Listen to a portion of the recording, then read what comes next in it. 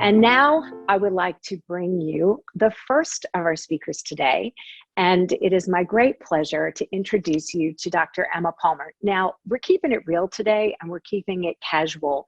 We have a lot of people, including Dr. Palmer, who have fancy titles and big jobs and a lot of things that they do and many, many honors. But what I'd like to do, and Emma has said it is okay with her, and I think it is with our other speakers, is this is a first name basis conference. So Emma is a pediatrician and clinical geneticist with Sydney Children's Hospital and Genetics of Learning Disability Services. Emma's research passion is how to improve the diagnosis, health outcomes, and quality of life for children and adults affected by rare genetic disorders, including early onset epilepsy, which is of course what so many of us here today are affected by and interested in. Emma knows that a diagnosis is only the beginning of the odyssey that we were just talking about. She wants to work with families to meet their information needs and also to support them because, you know, as these diagnoses have been coming more quickly, it's important for us to be there for one another from day one all the way through this journey. And that's why she's here today to talk about CoGENES and much more. It is my great pleasure to welcome Dr. Emma Palmer. Hi, Emma. Are you joining us there from Sydney? Want to make sure we have you. Yeah, I'm here in Sydney. Excellent. Well, tell us what your research is that you're working on now, Emma. Sure. So should I stop my slides? Yes, please. That would be fantastic. Right. Let's hope that this all works okay. So can I just check that That's you perfect. can see my slides? Okay, yes, fabulous. I can. So I'll just launch in. And first of all, like you just did, I'd like to acknowledge that I'm here in Collaroy in the northern beaches of Sydney, presenting on Guringai country, the land of the Gadigal people. And I'd like to pay my respects to the elders, community members and Aboriginal services across the organisations I work with, who are working to improve health outcomes for Aboriginal and Torres Strait Islander people. And in fact, where I am in Sydney is very close to Longreef, which was a very important spiritual place for the local Indigenous people. And this is a little extract from a poet I wanted to share, because I think it resonates with what I'm trying to do. So the Longreef spirits are very nurturing as they care for the whole Longreef ecosystem and everything that enters into this environment. But they can't do it by themselves, as they need help from the spirit of all those who visit this beautiful place. And that's Roy Gordon Hookie. And I'll hopefully show why I think that's relevant. So my background is a geneticist, and my PhD thesis was very much focusing on trying to find genetic answers for families. So we looked at applying whole exome sequencing and then whole genome sequencing and discovering new genetic conditions that I've highlighted there. And what we're trying to do now is build on that to get more answers for more families, also improving our genetic counselling, particularly to individuals with intellectual disabilities, and teaching and education and support. And you'll hear a lot today about fabulous work happening in the genetic epilepsy communities around natural history studies, which are so important, and the development of targeted therapeutics. But what I couldn't ignore as a clinician is the huge impact of these genetic epilepsies on families. And so just as an example, behind every paper, there's a family. And this is a little girl.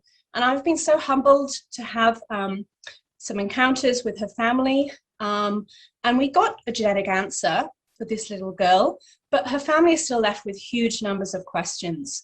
You know, what are the best treatments? How are we going to help her development? And also so many questions about connecting up with other families. So that mum has started a Facebook group, like many of you here have done. Have started Facebook communities and gone on to do gene specific groups. And this is because, you know, she's one of a huge global community. And we're improving genetic diagnosis, but I still feel we can do a lot better with a model of care. So that's what I'm going to talk to you about today. And from my PhD, we set up a small, we're very small and we've only just started, clinical research group called CoGENES. And this is our mission to improve the diagnosis, management, and support of children with genetic epilepsies and other severe neurogenetic communities. And we're very much a team. So we have members here from the neurology department, Professor Annie Bai, Erin Beavis, and Fleur Lemon. Erin is an amazing clinical nurse consultant, clinical geneticist, Rani Sachdev, who I know is here today, Beck McIntosh, fabulous genetic counsellor, and we're also growing with support from the psychologists and behavioural scientists, including Suzanne, who's here today, and Eden Robertson. And we're bringing in more students so that we can expand and try and learn as much as possible. And what we try to take as a basic principle of our work is co-design. And what that means is we're trying to actually partner with families right from the start so that we can understand what is it that they would like us to focus on. And as we conduct our research, that we're really trying to work with them so that we can meet their needs. And these are the things that I'd like to talk about today. The first thing is how we've done that. How have we started that process of listening to families? What information and clinical education resources have we developed? And then are starting into trying to look at psychosocial care and support. And I want to try and leave some time at the end for some questions. So the first bit is partnering with families. So we had our own very little family day back in 2018. And we really used that as a kickoff to try and say, what is it that you guys would like us to focus on? What are the priorities for research? And we were very lucky to get a very talented PhD student, Suzanne Nevin, who has been supervised by myself, Annie Bai from neurology, and Professor Claire Wakefield from behavioural sciences. And she's now completing her PhD. And that's been a journey. So she started off looking at what does the literature tell us when we go and look in the medical papers, what can we see about who has asked families of kids with genetic epilepsies about their needs, particularly around information and support. And this is really what she was finding, that people wanted understandable information without that jargon. They wanted information that wasn't just focused on the epilepsies, but was also focused on perhaps the autisms, the intellectual disabilities that can be accompanying, and how to get away through this maze of the health services. We really did not make it easy for you guys as doctors, but also that you could not separate those information needs from needs to get better psychological and emotional support. So those two things went hand in hand. And she looked at that also over time. And as we could see, some really important things that this conference today is addressing: reducing the social isolation between families and connecting up families is so important. So then she progressed to the next stage of her research, which was in-depth interviews with 25 families from our Sydney Children's Hospital network. And that paper, I'm delighted to let you know, as of last night, has just been accepted for publication. So that will be out soon for you guys to have a look at. But here's some little sort of snippets from that. And really, this is what I've learned the most, is to sit back and listen, because I don't have the answers. I need to listen to you guys. So right at the beginning, when your child's in intensive care, people are saying, you know, these are the sort of huge impact, the worry of what it could be, or the worry of what you're doing, like what you're not doing. Like, what if it's this thing and we're not doing enough to help keep him in the meantime? This idea that the clock's ticking. And just trying to fathom what the doctors are telling you. I was without words. Part of me didn't want to believe what I was listening to. I had a hope that maybe they were wrong. And then when we do get genetic answers, how often that is only just the very start of a journey. So this is one parent. It was like a double-edged sword. We wanted those answers for so long, but it was so hard to hear it. And I don't think I saw any of the positives, like the possible future therapy or the targeted sort of medicine, gene medicine therapy, or whatever it is. And how difficult it is to get across the concept of what having a child with genetic epilepsy is. I guess the general public's lack of knowledge makes my life more difficult. The lack of understanding, in some cases, compassion. I really need to spell things out to people in order to get the services and supports that I need. And that's hard for me because it's obviously emotional. The most challenging was getting doctors in a team and talking. That's probably the most challenging thing we had to overcome, getting everybody working on the same team. And then how hard it is to get information that makes sense on a rare condition. Often our articles are written in medical gobbledygook, and it's really hard to understand. So with a result, then what do we wrap around that? How do we make that meaningful? But that people are talking about also what works.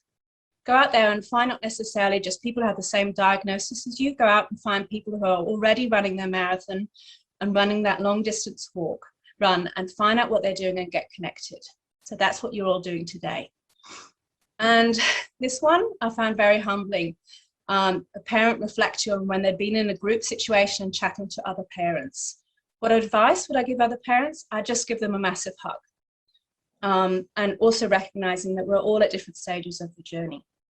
So we learned so much from that process. We actually asked families that have participated to be part of a consumer reference group so we could get ongoing input into our research. Just as an example, Christina is one of our medical students, and she's doing a program at the moment where she's trying to understand more about people's understanding and experiences and expectations about advanced therapeutics. So if you're a parent of a child with a rare childhood neurological disorder, which would be pretty much all of you here, or particularly she's wanting interviews with patient advocacy groups, we'd love to hear from you. So all of that together, there's these main themes that were coming out. We needed to do better around genetic counselling, helping link people with peer-to-peer support, specialised psychological supports and information. So going through those with information, these are some things we've been doing. Firstly, we're starting to work on our information on PEN New South Wales, that's Paediatric Epilepsy Network. We've developed resources kind of walking you through the genetic counselling testing process around genetic epilepsy. So we did that, got feedback from our consumer reference group and from GETA, and that's published Genetic Epilepsies. And also we did the same with clinicians. We've had over 1,000 hits over the last 6 months from over 40 countries. So that's gratifying that our messages are getting across. We've also participated in podcasts and different ways of getting information across where we can. And a really exciting new project that we've just started is called Gene Compass. And this is an information linkage service that we're piloting. And the idea is that families of kids with the genetic epilepsy at Sydney Children's Hospital Network can link our linker or email them with a specific question. They do the hard yards. They do the searching, the Googling. They put some information together, which is run past us so that we're checking it. And it goes back to the family and to their doctors. So just seeing whether that will make a difference, and we're evaluating that with a fabulous team of cross-disciplinary researchers, including at the University of Melbourne here, Stephanie Best and Ilias. Chris has been incredibly helpful from GETA, and Lauren from Behavioural Sciences. And this is all work of Eden Robertson, who's our fabulous postdoc.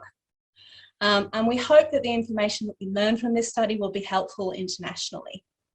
We've also got Jeanette.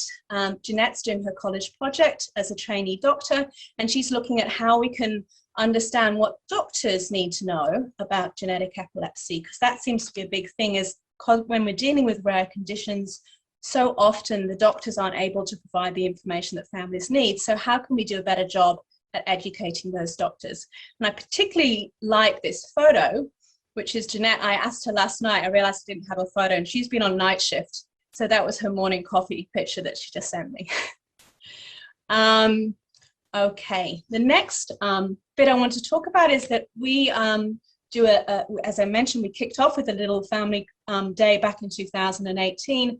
And we wanted to run another one because we keep on being asked to have something locally in Sydney, but we wanted to try and do a good job. So we have Ella, who's a fabulous Masters of Genetic Counselling student, who's currently in New Zealand. And she's been working on that for her thesis of her master's project.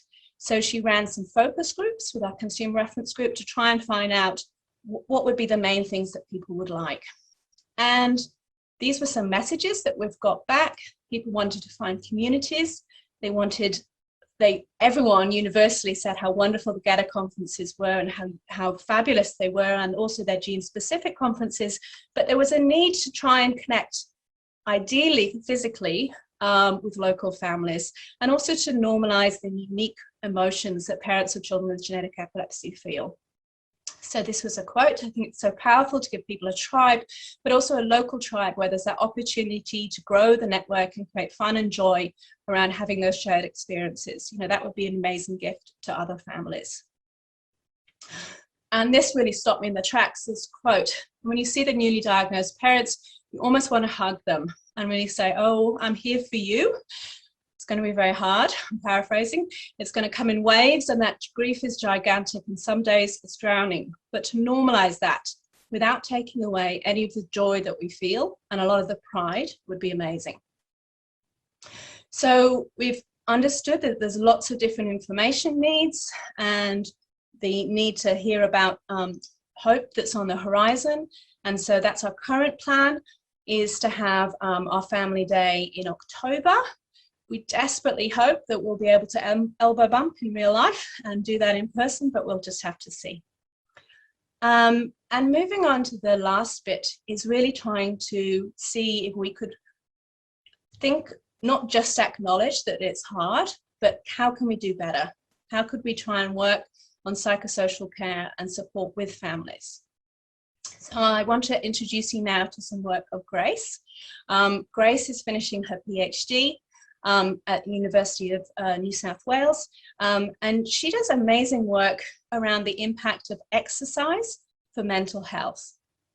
So we heard her talk and we were really impressed by her research. So we asked whether she could kindly do a little pilot project with some genetic epilepsy families. And this has just been published. So she did what's called a feasibility study, which is basically trying to say, is this going to work? And she looked at the feasibility of a mental health informed physical activity intervention for the carers of children with developmental and epileptic encephalopathies. And that was supervised by Simon Rosenbaum. So this sadly is the sobering things that we know, is that parents and children of children with genetic epilepsy have increased risk of stress and can have poor mental health outcomes, including depression and actually chronic traumatic stress. We also know from the literature that physical activity and social supports can be very helpful. And this was a quote from one of the families: when you're a special needs parent, everyone always tells you that you need to fill your own cup. But it's like, yep, okay, how do I do that when I'm juggling life? So the program that Grace and Simon delivered was a 4-week physical activity group program via a private Facebook group for carers of children with genetic epilepsy. So like Grace, the facilitators were exercise physiologists who provided education and motivation on different topics like goal setting, overcoming barriers to exercise. And participants were provided with a Fitbit and enrolled in step count competitions. So we had 20 participants, and she was able to demonstrate that this pilot study was feasible and had high acceptability. So we would love to go on and expand that with a randomized trial. And there were significant improvements in psychological distress and quality of life. One thing that I learned is how important sleep is to people's quality of life, and that was something that she focused on. So these were the kind of things that she did. She had polls to say what would be good, what would you like to work on, really practical, small exercise that you could slot into your day, but also so much support from everyone working as peer support with using the Facebook to say, this is what I did, this is where I went, and people being buoyed up by that. And then back to Suzanne. So the last part of Suzanne's PhD has been working with a child psychiatrist, Ken Nunn, who's got many years of experience in supporting families with children with severe conditions. And she's worked on positive psychology video resources called Finding the Way. She's just going through at the moment the evaluation of these initial pilot videos. She developed 6 themes that were based actually on the topics that came up in the interviews that she did with families. Then she and Ken worked on a script around those themes, and then we took that back to our consumer reference group and said, how's this going? Do you think that we're sort of getting it along the right lines? And we actually got feedback that we needed to be more positive and we needed to focus on the hope and the strength that families actually find. And so these were the final 6 video resources. And she's just had a big survey that's gone out, and it's gone out to countries around the world. We're just getting back the feedback from about 80 families. Now, these are the videos, and I'm not sure if that's going to work. Maybe it is. So there's the little introduction to one of the videos. It comes out with information about what's going to be talked about. They're 6 minutes each. And she's very much interwoven the quotes from families, because these have been developed with families. And we wanted to show that that was authentic and that we were listening to families and trying to help as a team. And also what we're trying to do with these videos is summarize some information that people can take and take with them forwards. And this is Ken, and he does little summaries at the end of each video with some key take-home messages. And they're sort of designed that you can listen to them in little bits. You can listen to them as almost like podcasts and come back. So that's the evaluation that we're getting through now. So far, our feedback's been overall very good. And for me, this was really interesting. So nearly everyone said that they found the resources helpful and they would have liked them when their child was first diagnosed. So this is someone who thinks that we're getting it right. They resonated with me right from video 1. They put into words exactly how I felt through this journey. I actually nearly cried in the second video as I felt someone gets it, that's me. I loved how it describes how others cope with the diagnosis and gives me a better understanding of my husband's role, and how people who have got no understanding try and help, but maybe don't go about it the way that they should. But we've definitely also, we're not getting it right all the time. And this is why we do a survey. So people have said that they'd like the series to be extended to help parents cope with bigger issues, like coping skills when their child starts approaching adulthood, to supplement those resources with links to actual additional psychological supports, maybe online programs that are already up and running, and having printable notes so that people can come back and get back on track when they're feeling overwhelmed. So for example, I think this was incredibly astute. There was a section where Ken was talking about accepting help, even if maybe the help is not perfect. And she said here, I wonder if the phrase accept help, even if it's not helpful, could be actually rephrased. I do think that everything the parent of a sick child is going through, do they really need to pretend to be accepting, grateful for help that actually isn't helping at all and may cause them extra work? I'm trying to learn with my psychologist how to be kind about what help is helping and how to respectfully and kindly redirect someone if they're trying to help, but they're actually not helping at all. So that's really important feedback, and we're going to go back and redo that video. And where we'd like to go in the future? Well, like I mentioned, we're a very newly formed research group, and most of what we've been doing is small pilot studies. Does it work? Is it something that looks like this may be able to be carried out? But where we need to go is larger, what we call randomized controlled trials, which means that people either are exposed to a resource or not, and we see has that made a difference down the term. Also, we're very much focused on primary caregivers, but we'd like to extend so that we're also looking at siblings' needs of grandparents, and of course, of the actual child or patient themselves. And as you've noticed, most of this is done on a shoestring and in Sydney, but we would love, when we've found some actual resources that work, to be able to broaden those out and have national and indeed international studies so that these results can actually get translated into the health service. But in summary, I'm trying to leave some time for discussion. I'd hope that I've come across that we are committed to continuing to engage with families as research partners right from the start. And a huge thank you to everyone who has participated in our studies, to our amazing collaborators and the funders that have helped us to start this journey. But I'd love to know what people think. So I'm leaving some time for questions, and I know that some members of our team are also online. And I can't stop without a little plug. This is the gene I've been very involved with, and we're having our very first family meeting coming up. It's going to be all online. we've got 10 registrants so far, which is very exciting. But if anyone knows of any CLCN4 families, do be in touch. Well plugged, Emma. Well done. And Emma, may I also say to you, thank you for being our very first speaker as we work out a few of the glitches. You know, as I mentioned, we were hoping to do this in person and we all work together and we're all in our various different houses and places, sprawling all across the state. So we're figuring it out and we had, 48 hours to make all the changes. So thank you for being the first cab off the rank, as we say in my former home of New York, and being willing to start with us. Fantastic presentation.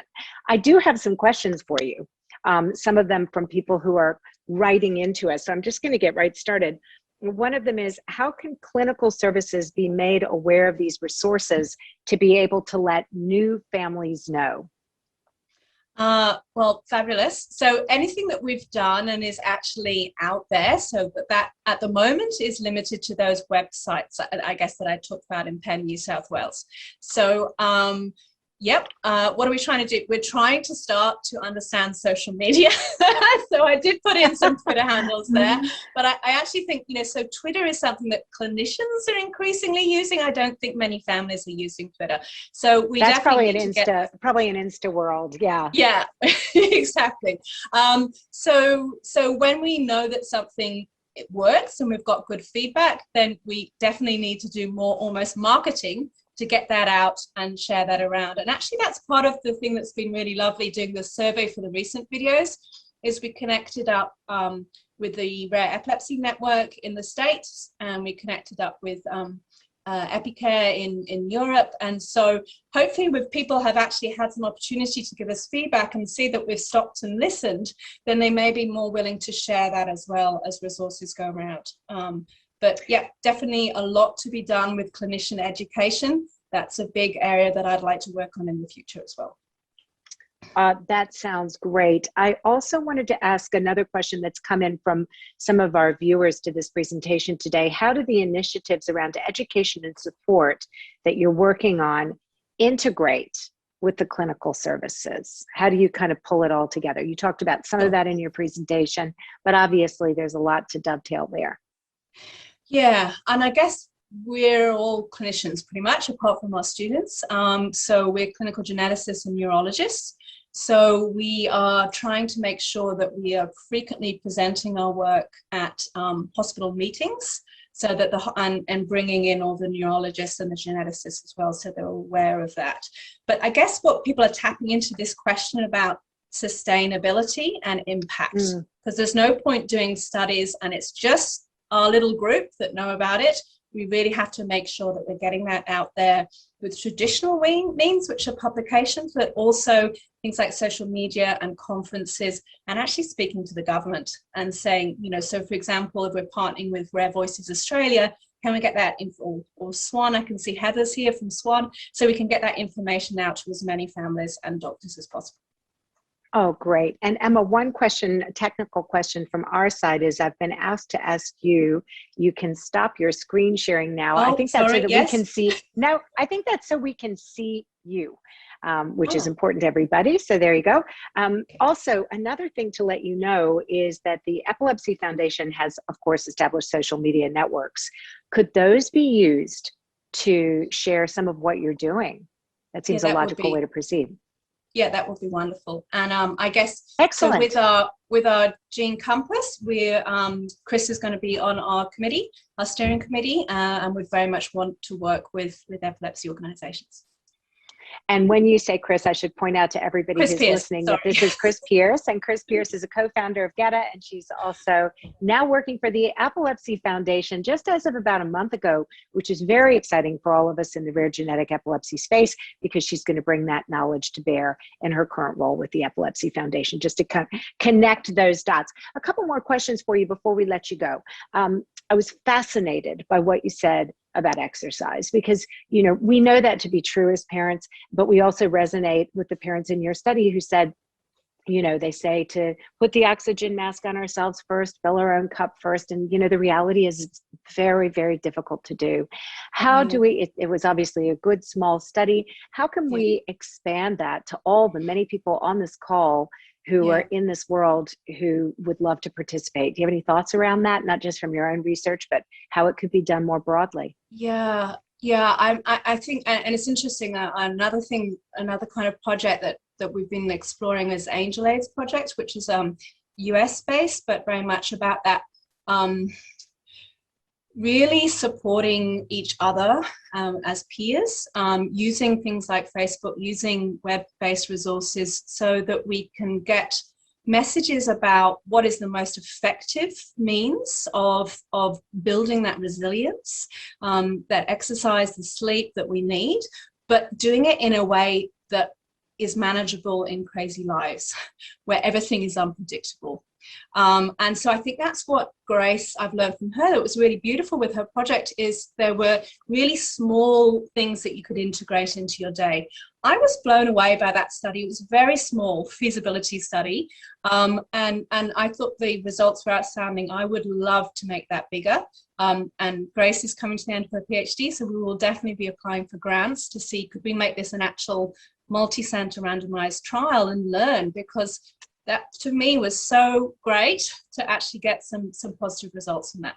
I love to hear that. I'm going to do another little shout out to everybody who's on our chat box. If that sounds like something that you'd be interested in, just let us know, because, then that lets Emma know, and that probably would provide support. I mean, one of the things that we do at GETA is exactly that. There are things that we talked about 5 years ago that we're now, there are clinical trials. So, that is how things move forward. I did want to ask about another area of your research, because there are some quite profound feelings that have come out in the course of what you've done, what people endured. We hear that ourselves, and we experience it too, I'd have to say. I'm struck by the challenge, the double-edged sword of the definite desire and need to have a diagnosis, and the heartache that can come, particularly when that diagnosis is right away. How do we do a better job? Our daughter, because our daughter is older, we didn't learn that she had KCNQ2 until she was almost 7 years old. And there were big disadvantages to that, but then it also had given us time. By the time that we received the diagnosis, we knew who she was. So how do we support families with brand new babes who are getting a heavy diagnosis at a vulnerable time, and give them the best support? Yeah, I completely agree with you, because it's a push, and we're pushing. We're pushing to get those diagnoses quicker, earlier into that newborn period. But I completely agree, and as a geneticist giving those results, this is enormous, completely life-changing news that we're giving. And I guess all I can say is I see it's absolutely paramount that we are putting a whole package of care around that family. So that's genetic counseling, explaining exactly before we do the test, as best as we can, do you really want us to do this test? Because it's always got to be led by the families. So that's one thing, and what the possible results could be. So I definitely think we need more genetic counselors out there. And we need to do a better job as geneticists in talking to non-geneticists about how we discuss results and tests. But also, and I participated in a roundtable that GETA organized, which was about model of care for genetic epilepsy. And one of the things that I learned from that is an amazing mum who said, look, my child had genetic epilepsy. We dealt with this for many years. And then my child got cancer. And I got this huge package of care around me, and it works. And actually I was quite angry. Why didn't I get that when I had the diagnosis of genetic epilepsy? And I guess a lot of my work, I work with behavioral scientists that work in cancer. I see what's available with individual nursing support, psychology support, huge amount of resources. And I feel that should be available for every single genetic epilepsy family. Why not?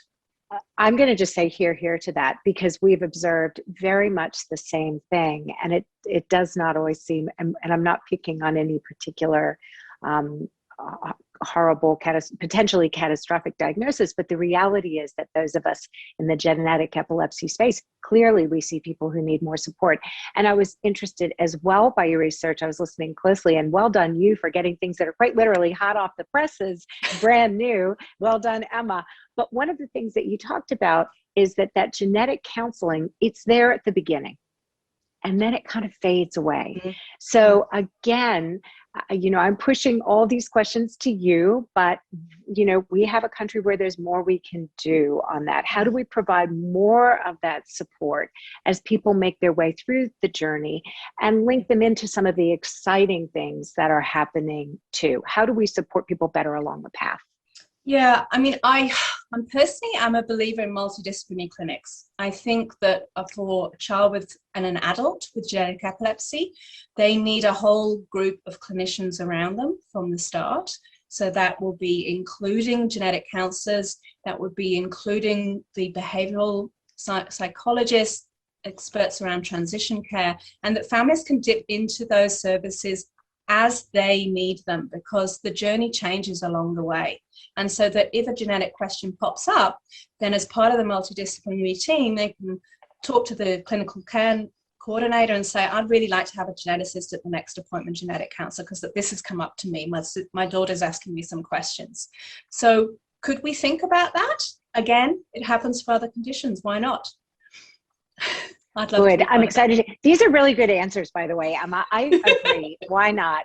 And, I'm also going to do a little shout out to Chris, because I know this is one of the areas that she's working on at the Epilepsy Foundation, and Danielle Williams, I know she's done some work related to this. So these are exciting opportunities. If I were here's my favorite question that I get to ask scientists sometimes. If I had $1 million, which I wish I had, to give you right now, Emma, what would you do with it? Okay. Honestly, I would ask our consumer reference group, which one of these things that we're working on do you really want us to go for? Okay. And if that comes back, that's the physical activity thing.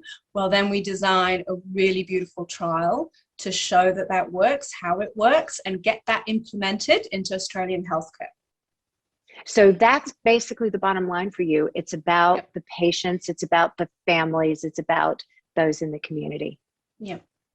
That's a really exciting. Otherwise, what's the point doing research? Exactly. I think that's a really great point. Well, as we're getting ready to leave you, I think we've given you the questions that we have, but I did want to share with you before we go to our next speaker, Emma, that here's just a sample of the genes that we have people telling us that they represent. SCN2A, SCN3A, WWOX, DCX, SYNGAP, CLCN4, infantile spasms, ESES, Dravet, Lafora, QARS, TUBB2A. Those are just a few, and it's very exciting to me, and I'm sure to you, to hear from so many people who've made time to do this. We thank you. We thank them. And Emma Palmer, thank you very much for joining us from Sydney. Oh, such an honor. Thank you very much.